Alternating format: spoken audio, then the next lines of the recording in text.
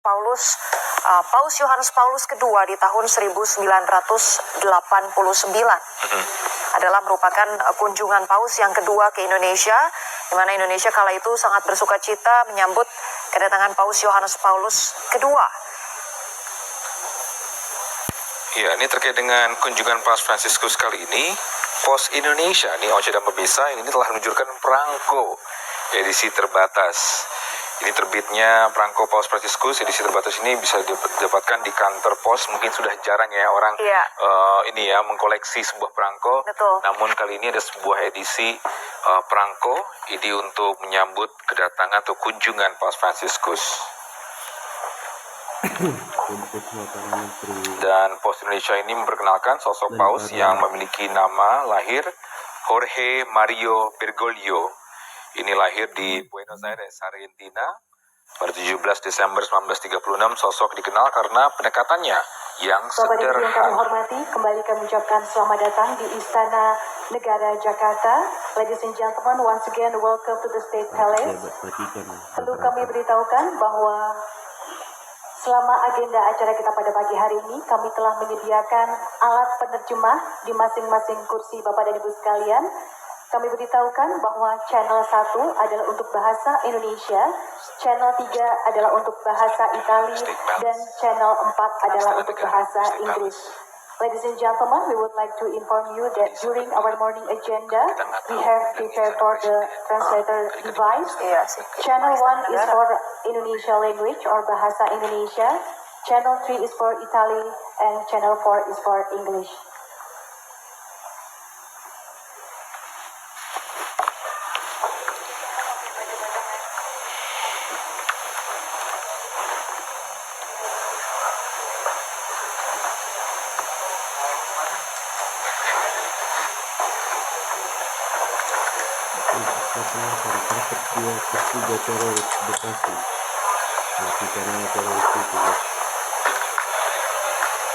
Bapak dan Ibu tamu undangan, kami juga boleh menginformasikan kepada Anda seluruhnya agar dapat menonaktifkan atau mengubah alat komunikasi Anda menjadi nada getar. We would like to kindly to inform you. Bisa terlihat di layar kaca Anda, ini ada beberapa menteri telah hadir. Ada Bapak Erick Thohir, dan juga ada tadi telah hadir, kita lihat Prabowo Subianto selaku presiden terpilih, dan juga Luhut Binsar Panjaitan, dan juga Menlu Retno Marsudi telah hadir. Ya, juga turut hadir Menteri Agama Republik Indonesia Yakut Khalil Qomas dan Menteri Sekretariat Negara Pratikno serta Pramono Anung yang merupakan Sekretaris Kabinet Republik Indonesia.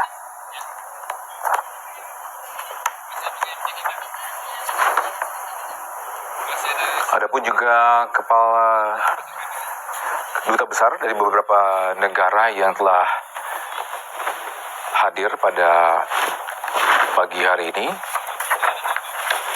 Ada Kapolri Jenderal Listio Sigit Prabowo selaku Kapolri yang telah hadir. Menteri Kominfo Bapak Budi Aris Setiadi.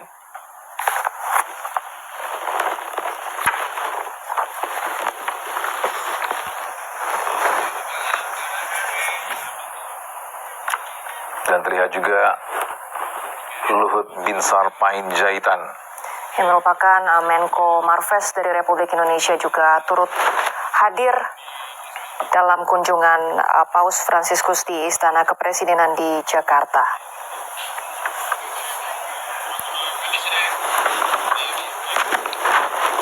Ada juga Panglima TNI, ini Jenderal Agus Subianto. Tadi telah ada pun juga Bapak Erick Thohir.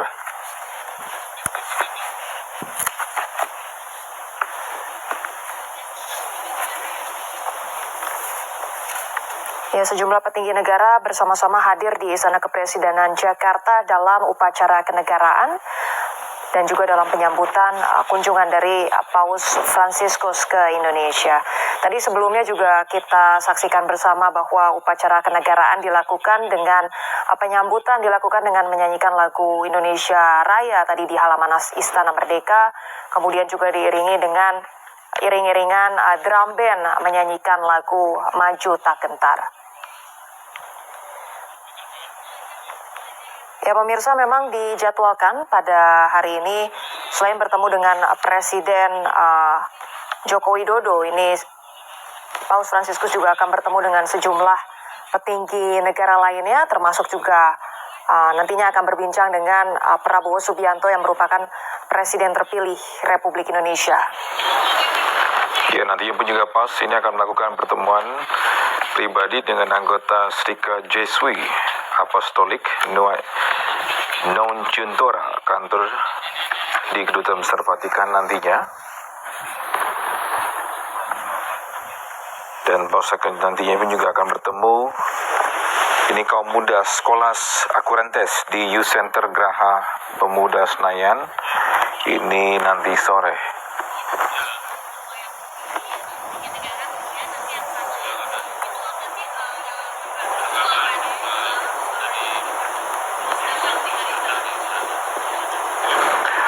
Baik, inilah situasi terkini di Istana Kepresidenan di layar sebelah kiri Anda.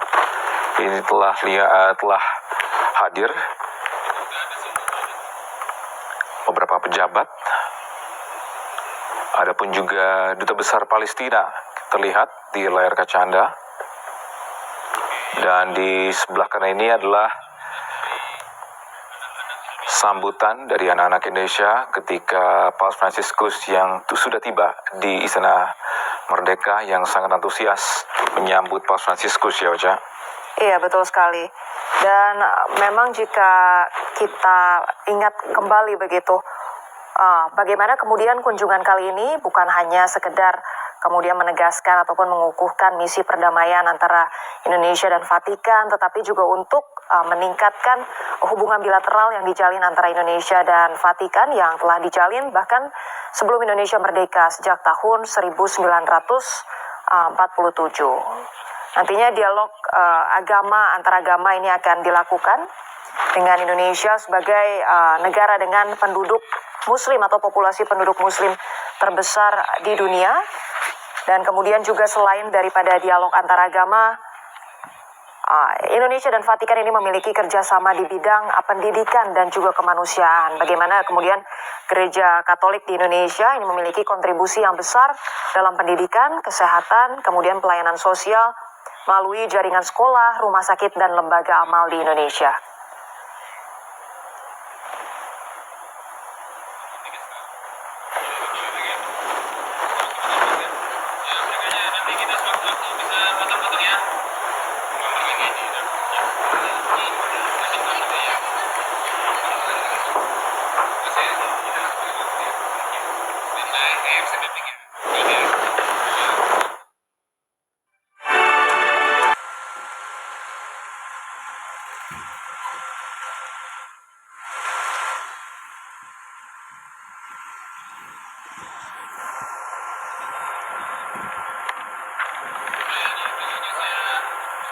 Baik, bisa kembali lagi bersama kami di Breaking News, masih bersama saya Togi Sinaga.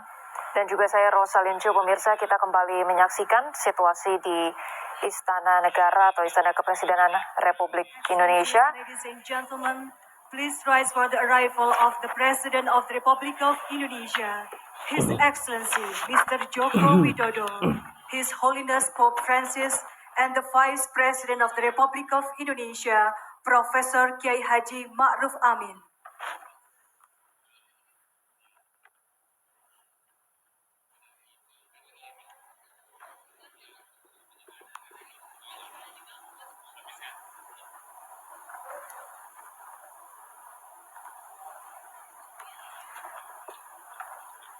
Hadirin disilakan duduk kembali. Please be seated. Assalamualaikum warahmatullahi wabarakatuh. Shalom, peace be upon us. Om Swastiastu, Namo Buddhaya, salam kebajikan. The President of the Republic of Indonesia, His Excellency Mr. Joko Widodo, His Holiness Pope Francis, the Vice President of the Republic of Indonesia, His Excellency Professor Kiai Haji Ma'ruf Amin, Elected President, His Excellency Mr. Prabowo Subianto, Excellencies, dignitaries, ambassadors, ministers, and delegates from the Republic of Indonesia and the Holy See. Distinguished guests, ladies and gentlemen, welcome to the State Palace. The apostolic visit of the Holy Father Pope Francis is highly anticipated not only by the Catholics in Indonesia, but also by the entire nation. in accordance with the theme of the visit, it is hoped that the Holy Father's visit will deepen our faith as well as strengthen the spirit of fraternity and compassion. To begin, we invite His Excellency, the President of the Republic of Indonesia, to deliver his remarks. To deliver.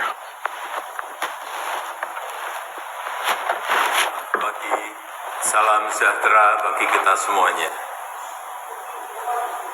Assalamualaikum warahmatullahi wabarakatuh. Om Swastiastu, Namo Buddhaya, salam kebajikan.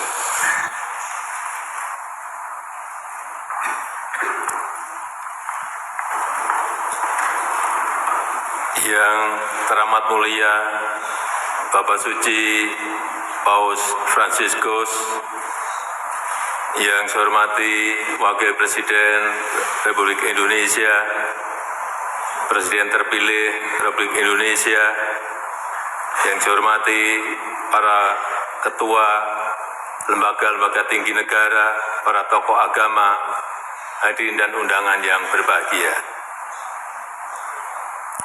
Negara kita Indonesia menyambut gembira dan hangat kedatangan yang teramat mulia Bapak Suci Paus Fransiskus, dan saya mendengar ini adalah penerbangan terpanjang yang Sri Paus lakukan. Terima kasih Bapak Suci telah bersedia memenuhi undangan kami untuk mengunjungi Indonesia. Kunjungan ini memiliki pesan yang sangat kuat tentang arti pentingnya merayakan perbedaan, di mana Indonesia sebagai negara majemuk yang terdiri dari beragam etnis. Tadi saya menyampaikan kepada Bapak Suci bahwa kita memiliki 714 suku bangsa, etnis, dan juga memiliki 17.000 pulau yang kita tinggali, yang semuanya berbeda budaya, agama, dan suku bangsa. Terus berupaya menjaga harmoni di tengah kebinekaan yang kita miliki. Bagi Indonesia, perbedaan adalah anugerah. Dan toleransi adalah pupuk bagi persatuan dan perdamaian sebagai sebuah bangsa, di mana Indonesia sangat beruntung memiliki Pancasila dan Bhinneka Tunggal Ika, sehingga dapat hidup rukun berdampingan. Semangat perdamaian dan toleransi inilah yang ingin Indonesia bersama Vatikan sebarkan, apalagi di tengah dunia yang semakin bergejolak. Seperti yang kita ketahui bersama, konflik dan perang terjadi di berbagai belahan dunia, termasuk di Palestina, yang telah menelan lebih dari 40.000 korban jiwa. Indonesia mengapresiasi, sangat menghargai sikap Vatikan yang terus menyuarakan, menyerukan perdamaian di Palestina dan mendukung two-state solution. Karena perang tidak akan menguntungkan siapapun. Perang hanya akan membawa penderitaan dan kesengsaraan masyarakat kecil. Oleh sebab itu, marilah kita rayakan perbedaan yang kita miliki. Marilah kita saling menerima dan memperkuat toleransi untuk mewujudkan perdamaian, untuk mewujudkan dunia yang lebih baik bagi seluruh umat manusia. Terima kasih.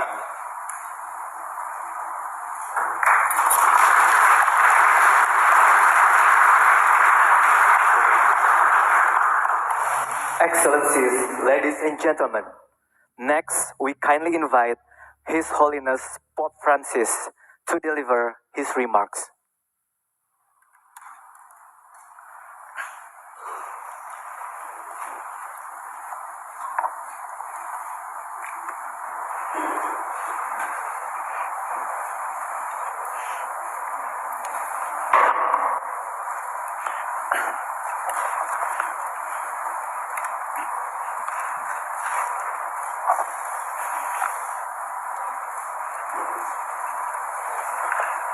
Signor Presidente,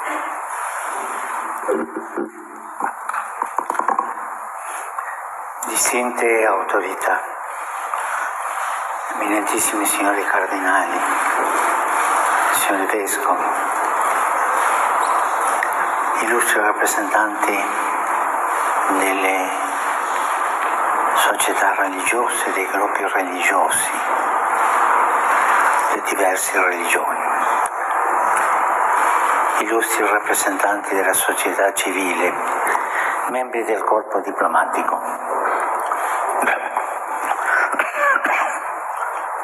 Ringrazio cordialmente lei, signor Presidente, per il gradito invito a visitare il Paese e per le sue gentili parole di saluto. E rivolgo al Presidente eletto il mio più sentito augurio per un fruttuoso lavoro al servizio dell'Indonesia, immenso arcipelago di migliaia e migliaia di isole bagnate dal mare che collega l'Asia e l'Oceania. Si potrebbe quasi affermare che come l'oceano è l'elemento naturale che unisce tutte le isole indonesiane, così il mutuo rispetto per le specifiche caratteristiche culturali, etniche, linguistiche e religiose di tutti i gruppi umani di cui si compone l'Indonesia è il tessuto connettivo, è il tessuto indispensabile a rendere unito e fiero il popolo indonesiano. Il vostro motto nazionale, Bhinneka Tunggal Ika, uniti nella diversità, letteralmente molti ma uno, manifesta bene questa realtà multiforme di popoli diversi saldamente uniti in una sola nazione. E inoltre mostra che, come la grande biodiversità presente in questo arcipelago è fonte di ricchezza e splendore, analogamente le differenze specifiche contribuiscono a formare un magnifico mosaico nel quale ogni tessera è insostituibile elemento per comporre una grande opera originale e preziosa. E questo è il vostro tesoro, è la vostra ricchezza più grande. L'armonia nel rispetto delle diversità si raggiunge quando ogni visione particolare tiene conto delle necessità comuni e quando ogni gruppo etnico e confessione religiosa agiscono in spirito di fraternità, perseguendo il nobile fine di servire il bene di tutti. La consapevolezza di partecipare a una storia condivisa nella quale ciascuno porta il proprio contributo e dove è fondamentalmente la solidarietà di ogni parte verso il tutto, aiuta a individuare le giuste soluzioni e a evitare l'esasperazione dei contrasti e a trasformare la contrapposizione in fattiva collaborazione. Questo saggio e delicato equilibrio tra la molteplicità di culture e delle differenti visioni ideologiche è la ragione che cementano l'unità, e questo va continuamente difeso da ogni sbilanciamento perché si tratta di un lavoro artigianale, ripeto, un lavoro artigianale, affidato a tutti, ma in maniera speciale all'azione svolta dalla politica, quando essa si pone come obiettivo l'armonia, l'equità, il rispetto dei diritti fondamentali dell'essere umano, uno sviluppo sostenibile, la solidarietà e il perseguimento della pace sta all'interno della società sia con gli altri popoli e nazioni. Era qui la grandezza della politica, no? Diceva un saggio che la politica è la forma più alta della carità. È bello quello. Per favorire una pacifica e costruttiva armonia che assicuri le pace e unisca le forze per sconfiggere gli squilibri e le sacche di miseria che ancora persistono in alcune zone, la Chiesa desidera incrementare il dialogo interreligioso. Si potranno eliminare in questo modo i pregiudizi e far crescere un clima di rispetto e di fiducia reciproca, indispensabile per affrontare le sfide comuni, tra quelli quella del contrastare l'estremismo e anche la intolleranza, no? I quali, distorcendo la religione, tentano di imporsi servendosi dell'inganno e della violenza. Invece la vicinanza, l'ascoltare le opinioni degli altri, questo crea la fratellanza di una nazione e questa è una cosa molto bella, molto bella. La Chiesa Cattolica si pone al servizio del bene comune e desidera rafforzare la collaborazione con istituzioni pubbliche e altri soggetti della società civile, ma mai facendo proselitismo, mai. Rispetta la fede di ogni persona e con questo incoraggia la formazione di un tessuto sociale più equilibrato e per assicurare una distribuzione più efficiente ed equa all'assistenza sociale.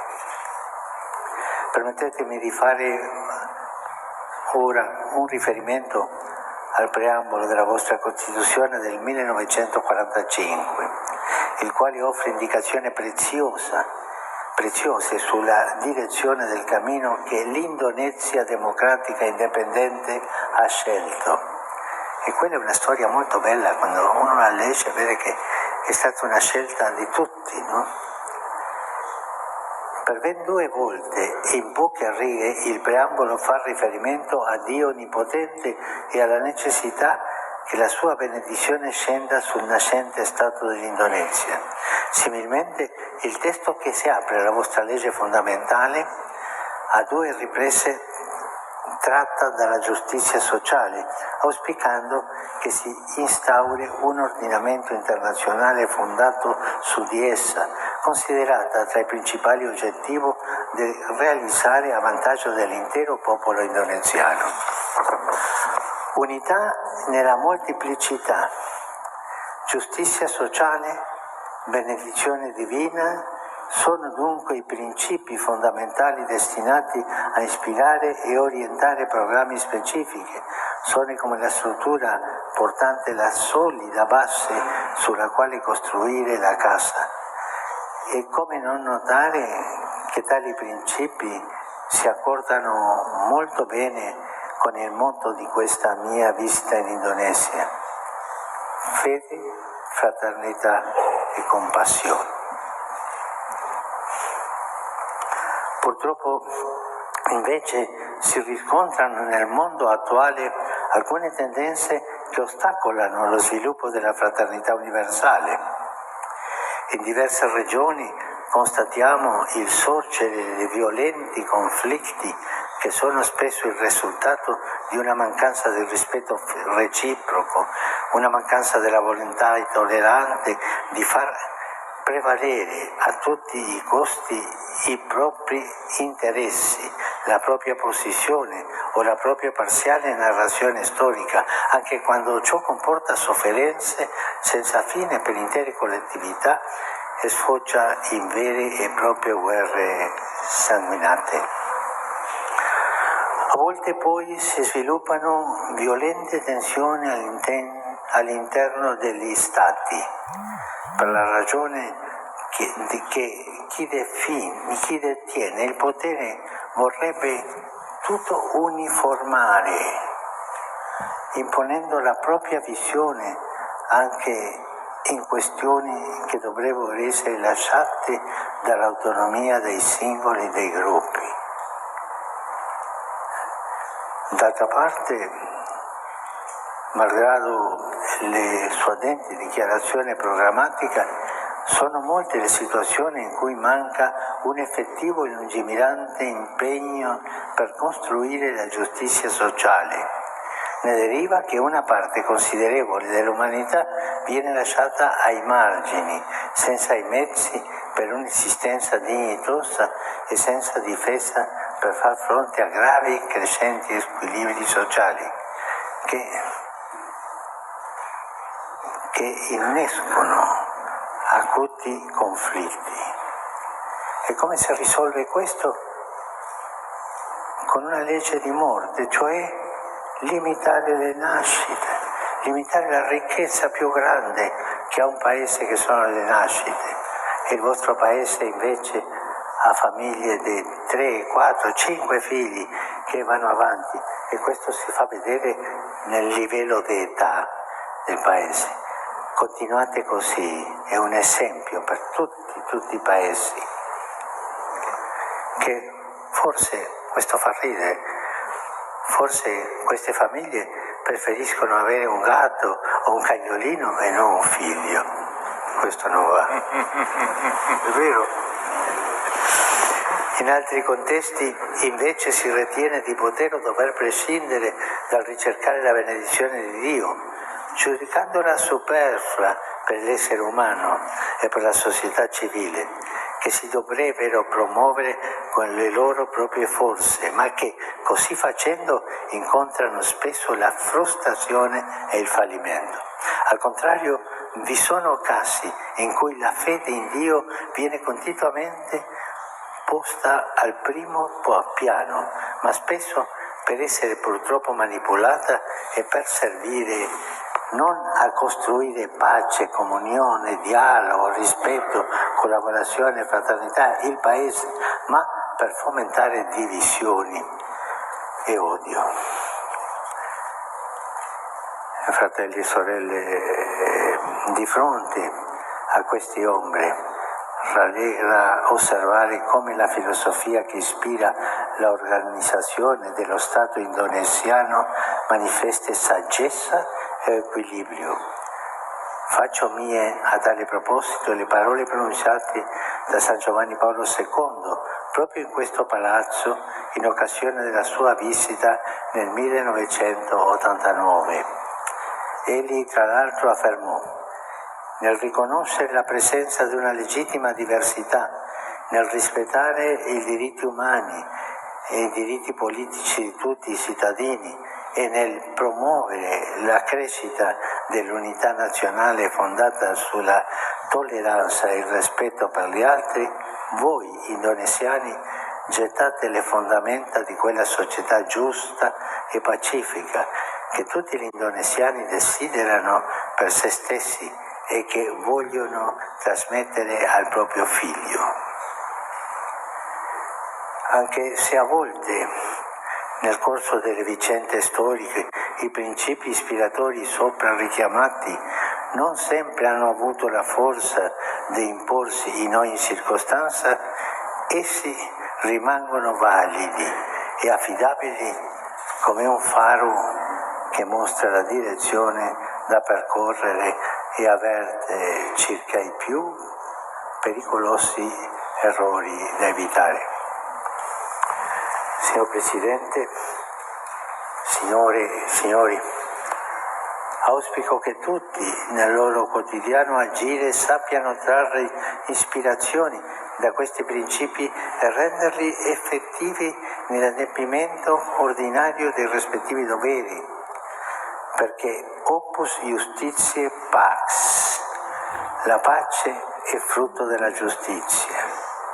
L'armonia infatti si ottiene quando ciascuno si impegna non solo per i propri interessi e la propria visione, ma è una vista del bene di tutti, per costruire ponti e favorire accordi e sinergie, per unire le forze allo scopo di sconfiggere ogni forma di miseria, morale, economica o sociale, e per promuovere pace e concordia. Cari fratelli e sorelle, continuate sulla vostra strada, che è così bella e così giusta, e così porta la benedizione a tutto il popolo. Dio benedica l'Indonesia con la pace, per un futuro ricco di speranza. Dio benedica tutti voi.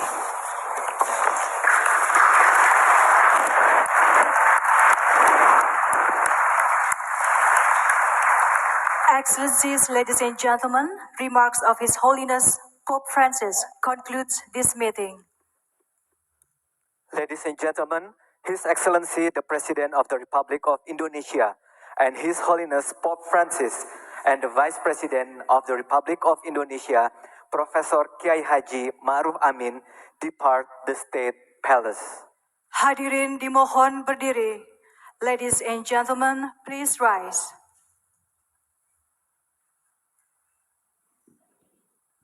gelap terang matikan lampu. Thank you for your speech, very good speech.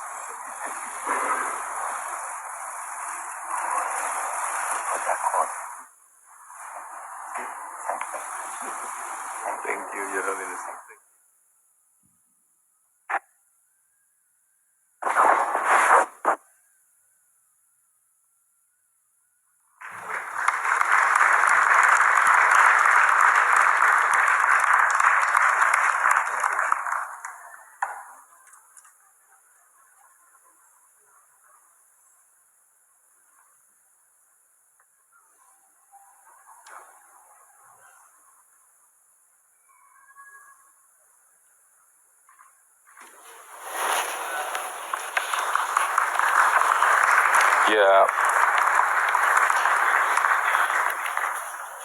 Ya, pemirsa, itu dia pidato atau speech dari Presiden Joko Widodo dan juga Paus Fransiskus, di mana yang menyertai beberapa hal, termasuk keberagaman di Indonesia yang diapresiasi oleh Paus Fransiskus.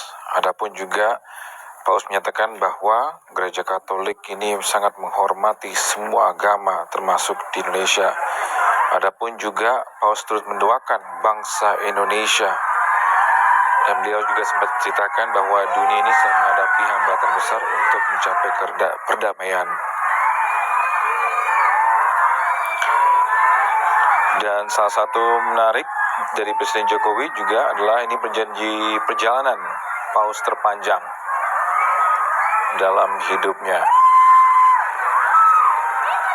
Ya, dan kita tadi ingat bersama juga tidak hanya Presiden Joko Widodo dan juga ada juga Paus Fransiskus menyampaikan tadi bahwa ia selalu mengapresiasi adanya prinsip-prinsip Bhinneka Tunggal Ika dari Indonesia, di mana Paus Fransiskus mengaku Indonesia ini menjadi mediator dari toleransi dan juga perdamaian yang bisa menjadi contoh bagi seluruh dunia.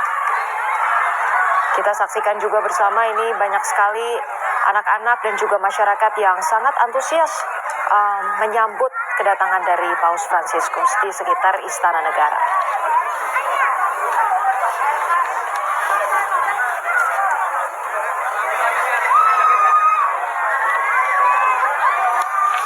Ya, setelah 35 tahun yang lalu, Kini Paus yang diwakili oleh Paus Fransiskus kali ini berkunjung ke Indonesia setelah sebelumnya kunjungan oleh Paus dilakukan ke Indonesia pada tahun 1970 dan 1989. Tadi dalam pidatonya juga Paus Fransiskus sempat mengatakan bahwa perbedaan ideologi wajib dihormati sifatnya dan kemudian juga bagaimana setiap bangsa harus melawan ekstremisme dan juga intoleransi. Adapun perdamaian akan menjadi buah dari keadilan.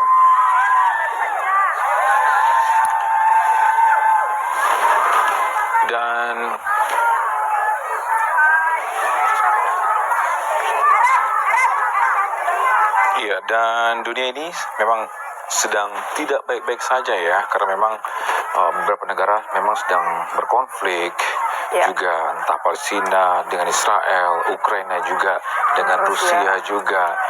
Dan Paus telah menyampaikan bahwa kita ini harus menyatu. Betul.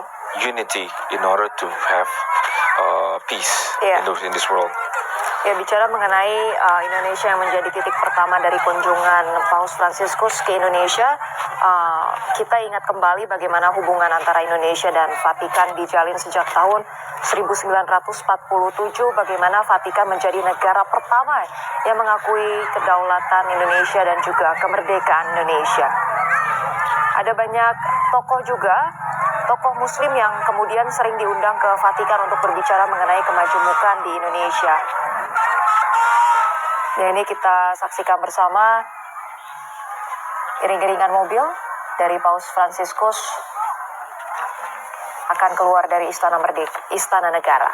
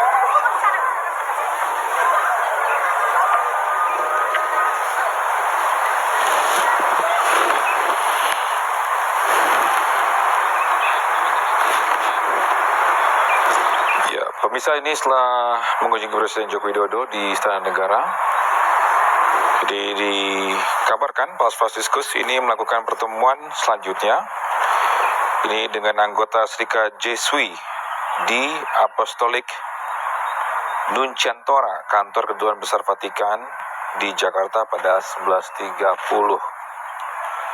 Dan nantinya kabarnya Paus juga akan bertemu secara langsung dengan para uskup, imam, diakon, biarawan, dan juga biarawati, seminaris, dan katekis. Ini di Gereja Maria Diangkat ke Surga. Ini di Gereja Katedral Jakarta pukul 16.30 nanti. Iya, kita saksikan kembali bersama bagaimana mobil yang digunakan oleh Paus Fransiskus untuk meninggalkan Istana Negara menuju ke Kedutaan Besar Vatikan. Ini adalah mobil yang sama yang digunakan sejak kemarin, yaitu Kijang Innova Zenix dengan plat SCV1 yang artinya adalah Vatican City.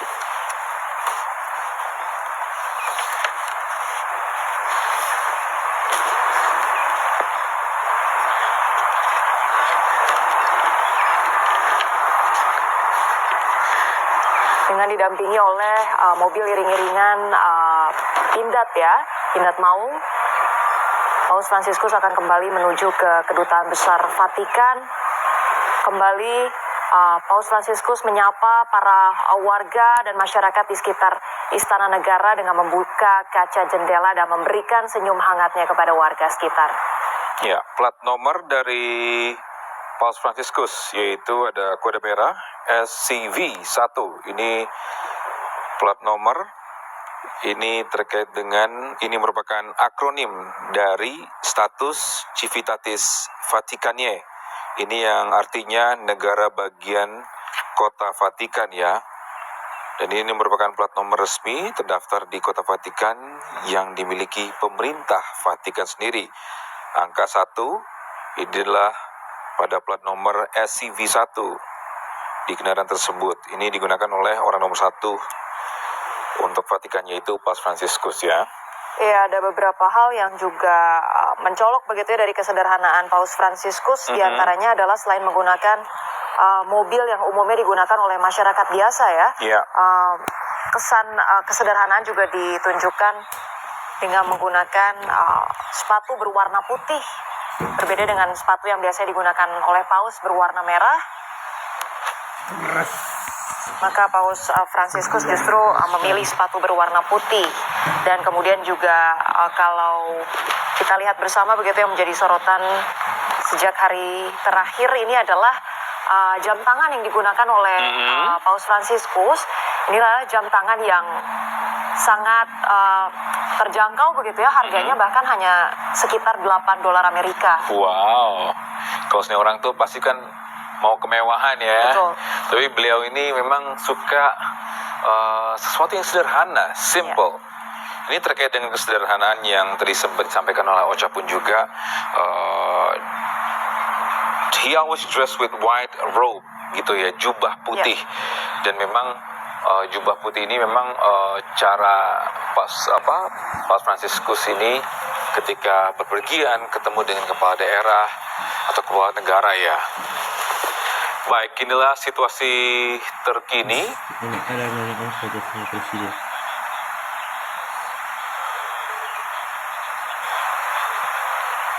Iya, para tamu undangan yang kemudian meramaikan kunjungan dari Paus Fransiskus di Istana Negara tampaknya masih begitu berantusias, kemudian menunjukkan bagaimana kehangatan mereka dan juga berfoto bersama, melakukan selfie dan berfoto juga bersama dengan Presiden Joko Widodo.